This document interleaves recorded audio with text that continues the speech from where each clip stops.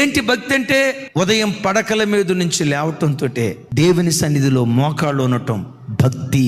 ఉదయం లేవటంతో cell phone ముట్టుకోక మునిపే పరిశుద్ధ గ్రంథాన్ని ముట్టుకోవటం, నీ కళ్ళు మొట్టమొదట దేవుని వాక్యాన్ని చూడటం, అది భక్తి.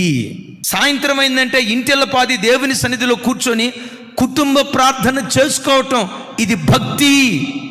ఏంటి భక్తి?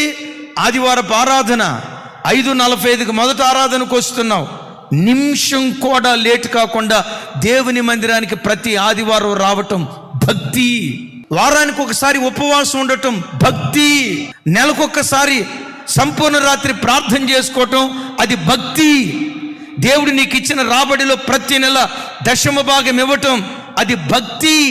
భయము భక్తి ఏ కుటుంబాల్లో ఉంటుందో శత్రువైన సాతాను రాకుండా యోధా గోత్రపు సింహంగా దేవుడే సంచరించును గాక.